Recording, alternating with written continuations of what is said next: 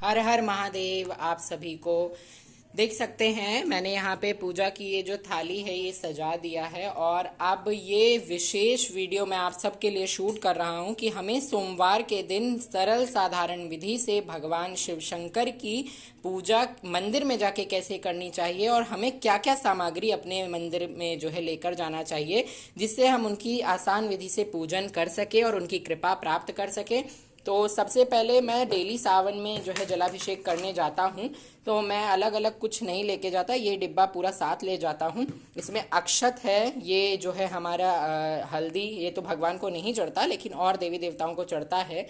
इधर हमारा ये जो है ये अष्टगंध है, ये रोली है, ये इत्र भी इसी में मैंने छोटा सा रखा हुआ है क्योंकि ये सब डेली चढ़ाने के लिए काम आता है और पूजन के अंत में अबीर गुलाल चढ़ाते हैं। तो ये डिब्बा तो हमारा पूरा सेपरेट है, इसको हम अपने सिर्फ पूजा के लिए इस्तेमाल करते हैं। और फिर यहाँ ये आप देख रहे हो, ये जो सूखा गुलाब है, ये सूखे गुलाब की पंखुड़ियों को डाल करके मैंने घर में ही गुलाब जल बनाया है। शहद चाहिए होता है, और ये है हमारा पंचामृत। और अलग से भी मैंने चीनी से स्नान कराने के लिए लिया है। गणेश जी के लिए दुर्वा, लाल पुष्प गौरी गणेश के लिए, सफेद पुष्प शंकर जी के लिए, नीले पुष्प भी शंकर जी के लिए, बेलपत्र, और ये है धूप बत्ती, कलावा, भगवान को अर्पित करने के लिए फल, ऋतु फल आपके पास जरूर होना चाहिए। ये है हमारे पास सफेद भस्म, ये भस्म जो है ये महक वाला है, ये सुगंधित भस्म है। जल से भरा हुआ तांबे का पात्र और धूप दीप, तो ये हमें जो है चाहिए होगा और इसी से हमको जो है भगवान की आराधना करनी होगी। चलते हैं अब आपको मंदिर लेकर के, और वहां पे आपको इस भगवान की कैसे आराधना करनी चाहिए, किस वस्तु को अर्पित करने से क्या फल की प्राप्ति होती है, ये भी मैं आगे आपको बताता हूँ।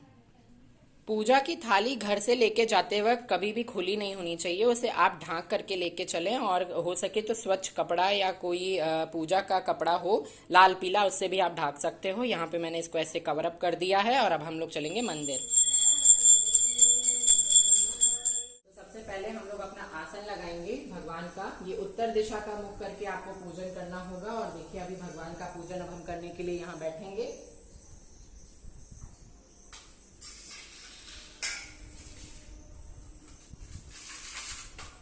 हम आपको ये बताना चाहेंगे कि भगवान श्री गणेश जी का स्थान इस शिवलिंग में कहाँ पर है। ये स्थान भगवान श्री गणेश जी का है, बीच में मध्य भाग उनकी जो है पुत्री अशोक सुंदरी का है। ये स्थान प्रभु कार्तिकेय का है, और ये जो बीच वाला पूरा हिस्सा है ये गौरी जी का हस्त कमल है, और ये हमारे शिव शंभु है।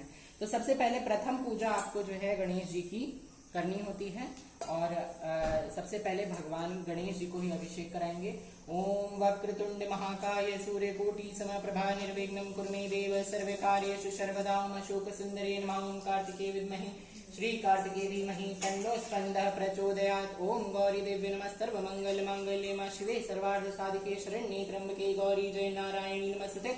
ओम त्र्यंबकं यजामहे सुगंधिं पुष्टिवर्धनम् उर्वारुकमिव बन्धनान् मृत्योर्मुक्षेयमामृताम्। ओम शाम सदा शिवाय नमः। भगवान शंकर को जल अर्पित करने से व्यक्ति के जो है सभी कष्ट मिटते हैं, और उसको अगर किसी प्रकार का रोग या भय होता है तो भगवान शंकर उसके रोग और भय का नाश करते हैं। यहाँ पर ये पंचामृत है। पंचामृत में जैसा कि आपको पता होता है दूध, दही, घी, शक्कर, शहद डाल के इसको बनाया जाता है। ये भगवान को जो है सबसे ज्यादा प्रिय है। भगवान नारायण के साथ साथ शिव शंकर का भी इससे अभिषेक कराना चाहिए। तो सावन के सोमवार पर आप इससे अभिषेक करा सकते हैं। ओम पंचामृतम समर्पयामि शांब सदा शिवाय नमः। महादेवाय नमो नमः। शिव शंकर शंभवाय नमो नमः। नागेन्द्रहाराय त्रिलोचनाय भस्मांगरागाय महेश्वराय नित्याय शुद्धाय दिगंबराय तस्मै नकाराय नमः शिवाय। बुद्धि की प्राप्ति के लिए और मंगल ग्रह के शांति के लिए हमें शहद से भगवान शंकर का स्नान कराना चाहिए। शहद अर्पित करने के बाद फिर एक बार इनको जल, हर सामग्री को अर्पित करने के बाद आपको थोड़ा थोड़ा जल अवश्य डालना है। इसके बाद शर्करा। घर में सभी के बीच प्रेम संबंध रहे, सब लोग स्वस्थ रहे, सबका स्वास्थ्य मंगल हो, इसलिए भगवान को शर्करा अर्पित करी जाती है। ओम शर्करा खंड खाद्यानि दधि क्षीरे घृतानि च आहारं भक्ष भोज्यं च गृहाण परमेश्वरा। भगवान शंभु सभी के हाथों की रेखाओं को बदल देते हैं, इसीलिए उनका लेपन आप ऐसे इस भाव से करिए कि आपके हाथ में किस्मत में लिखे हुए सभी कष्टों को वो दूर करें और फिर उनको एक बार जल अर्पित करें। भगवान को जब ये सारी चीजें आप अर्पित कर दे तो उनके शिवलिंग को स्वच्छ करना भी सबसे ज्यादा आवश्यक होता है। बिना शिवलिंग को स्वच्छ किए आप उनका श्रृंगार पूजन नहीं कर सकते। इसीलिए सदैव आप जब दूध, दही, घी, शक्कर, शहद, मिष्ठान अर्पित कर लें तो उन्हें अंत में श्रृंगार करने से पहले जल से पूरा साफ कर लें, ऐसे जैसे मैं कर रहा हूँ, आप लोग देख सकते हैं। ओम नमः शिवाय, श्री शिवाय नमस्तुभ्यं महामंत्र का आप जाप कर सकते हैं। इससे भगवान शंकर बहुत जल्दी और शीघ्र प्रसन्न होते हैं। अब हम यहाँ पर आपको ये गंधोदक जल जो हम गुलाब जल घर पे बना के लाए थे वो अर्पित कर रहे हैं। ओम नमः शिवाय, ओम नमः शिवाय, ओम श्री शिवाय नमस्तुभ्यं, ओम नमः शिवाय, ओम नमः शिवाय, ओम नमः शिवाय, ओम नमः शिवाय, ओम नमः शिवाय, ओम नमः शिवाय। स्वच्छता और सुंदरता की प्राप्ति के लिए हमें गुलाब जल से और गुलाब की पंखुड़ियों से भगवान का अभिषेक कराना चाहिए। इससे हमें हर प्रकार के लौकिक सुखों की प्राप्ति होती है। ओम नमः शिवाय। ये साक्षात भगवान के ऊपर से बहकर आ रहा है। इस जल को आप लोग अपने घर पर ले जाकर के घर पे पूरा छिड़काव कर सकते हैं, अपने पूजा रूम में, अपने घर में, अपने किचन में, अपने हॉल में, अपने पूरे घर में इसको जो है आपको छिड़कना है। इससे आपके घर की सारी नेगेटिविटी दूर होती है। नंदी महाराज को भी आपको स्नान कराना है, इनको भी आप पंचामृत से स्नान करा सकते हैं। जल अर्पित करें। तो देखिए यहाँ मैंने बेलपत्र पे चंदन अक्षत लगा लिया। मैं इस पे थोड़ा सा इत्र लगाऊंगा। ये इत्र जो है भगवान शंकर को आप ऐसे लगाने के पश्चात ऐसे उल्टा ओम नमः शिवाय कहते हुए अर्पित करेंगे। ओम नमः शिवाय इत्रम समर्पयामि। इसके बाद बेलपत्र हम सब अर्पित करेंगे। 3, 5, 7, 21, 51, 11 ऐसे बेलपत्र आप इनको अर्पित कर सकते हैं ओम नमः शिवाय का जाप करते हुए। इसके बाद गणेश जी को यहाँ पर हम दुर्वा अर्पित करेंगे। दुर्वा उनको प्रिय है और रोली का टीका लगाएंगे गणेश जी को, गौरी माँ को। इसी से अक्षत अर्पित करेंगे। ओम नमः शिवाय, श्री शिवाय नमस्तुभ्यं, श्री शिवाय नमस्तुभ्यं। इस पूरे शिवलिंग में हमारे सभी साक्षात शंभु विराजमान हैं, उनका पूरा परिवार विराजमान है और साथ में ब्रह्मा, विष्णु, महेश तीनों की कृपा प्राप्त होती है। अब इनका बढ़िया से हम लोग श्रृंगार करेंगे सफेद चंदन से, भस्म से।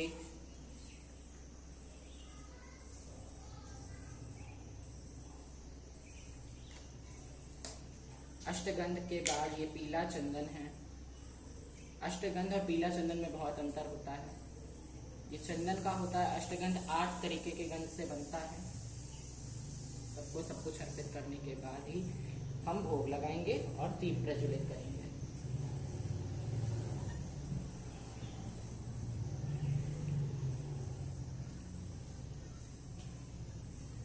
सावन में बाबा को सब ठंडी चीजें पसंद होती हैं, क्योंकि यही वो माह था जब भगवान शिव ने हलाहल विष का पान किया था और नीलकंठ का रूप पाया था। भगवान जो शक्ति है माँ पार्वती, उन्होंने इसी माह में उनके कंठ में आए उस विष के कोप को रोक दिया था। इसीलिए उनको जगत तारिणी के नाम से भी जाना जाता है। अब हम ये बेलपत्र और दुर्वा नंदी देव को भी अर्पित करेंगे। ओम नंदीश्वराय नमः। कलावा रूपी वस्त्र अर्पित करेंगे शंकर जी को और ऐसे उनका से चढ़ा देंगे। ये नीले अपराजिता के पुष्प जो अति प्रिय हैं गणेश भगवान को, माता गौरी को और शंकर जी को अर्पित करेंगे। सफेद पुष्प अर्पित करेंगे। अब यहाँ हम लोग दीप प्रज्वलित कर रहे हैं। दीप ये हम भगवान की अब इससे आरती करेंगे। आप कपूर से, रुई की बत्ती से आरती कर सकते हैं।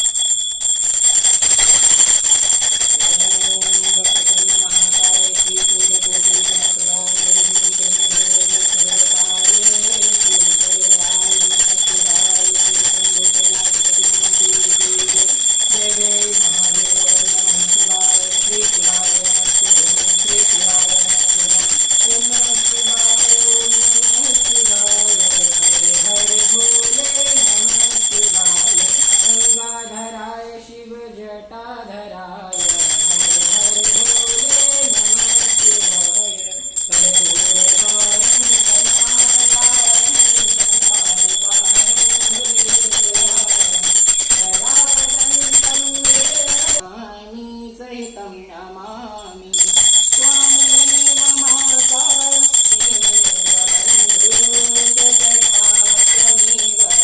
आरती को आचमन करेंगे और भगवान को ये भोग अर्पित करने के बाद अब हम अपनी पूजा संपन्न कर लेते हैं। आरती करने के पश्चात हाथ में अक्षत लेकर के भगवान से अपनी पूजा की पूर्णता के लिए प्रार्थना करेंगे। भगवान को अपनी इच्छाओं को बताते हुए अपनी त्रुटियों की क्षमा याचना करने के बाद हम ये अक्षत उन पे अर्पित कर देंगे। अक्षत अर्पित करने के बाद ये पूजा संपन्न हो जाएगी और संपन्न होने के बाद ये प्रसाद आप प्रभु को अर्पित करके स्वयं ग्रहण कर सकते हैं। आशा करता हूँ आपको ये जानकारी अच्छी लगी होगी। अच्छी लगी हो तो आप इस वीडियो को लाइक करिए, कमेंट में हर हर महादेव जरूर लिखिए और बाबा को आप ऐसे सरल विधि से प्रसन्न कर सकते हैं। सोमवार को आप इस विशेष विधि से भगवान की पूजा करिए, अवश्य आपको उनकी कृपा प्राप्त होगी। मिलते हैं नेक्स्ट व्लॉग में, तब तक के लिए हर हर महादेव।